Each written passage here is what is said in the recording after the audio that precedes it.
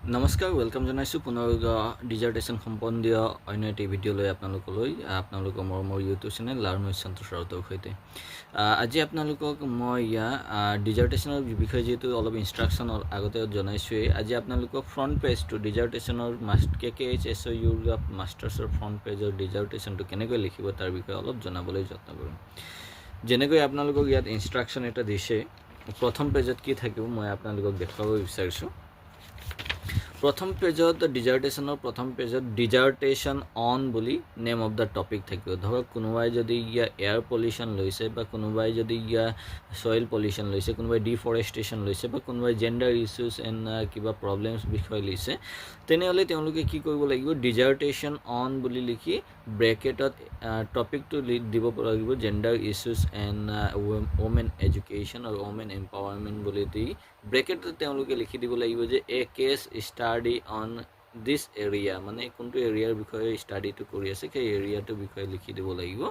আৰু ক্লোজ কৰিব লাগিব তাৰ নেক্সটতে তেওঁলোকে লিখিব কি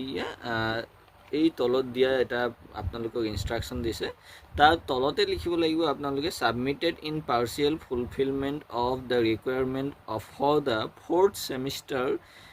MA in education মই কৈ আছো কিন্তু যাৰ পলিটিক্যাল সায়েন্স আছে বা যাৰ বেলেগ সাবজেক্ট আছে তেওঁলোকে MA in সেই সাবজেক্টটো লিখি দিলে হ'ল তাৰ নেক্সটত কি থাকিব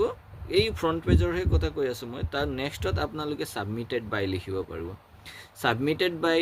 XYZ name of the students XYZ লিখিলে তাৰ পিছত লিখিলে ক্লাস কোনটো ক্লাস যদি 4th সেমিস্টাৰ অবভিয়াসলি আমি 4th সেমিস্টাৰ মাস্টাৰ্সৰ কথা কৈ আছো সো MA ইন যদি এডুকেশন হয় এডুকেশন যদি পল সায়েন্স হয় pol science MA in pol science 4th semester তাৰ পিছত থাকিব ডিপাৰ্টমেন্টটো ইতিমধ্যে কলোৱেই যে ডিপাৰ্টমেন্ট অফ পল সায়েন্স বা department of education department of geography department of history যিকোনো সাবজেক্টৰ ওপৰত তেওঁলোকে মাস্টাৰ্স কৰি আছে সেই ডিপাৰ্টমেন্টৰ নাম আৰু তাৰ তলত ৰেজিষ্ট্ৰেচন নাম্বাৰটো লিখা অতিকৈ প্ৰয়োজনীয়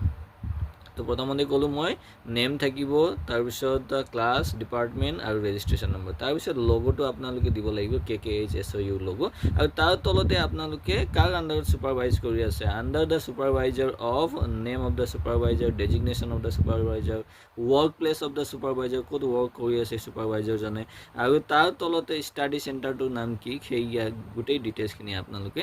ওপৰৰ পেজত ফ্ৰন্ট পেজত লিখাটো অতিকৈ প্ৰয়োজনীয় তাৰ পিছত হে আপোনালোকে নেক্সট পেজলৈ আপোনালোকে গতি কৰিব পাৰিব গতিকে ফ্ৰন্ট পেজৰ কামখিনি এইখিনি হয় আপোনালোকে ভালদৰে বিবেচনা কৰি এই বস্তুখিনি লিখাৰ প্ৰয়োজন আছে থ্যাংক ইউ জয় আই অসম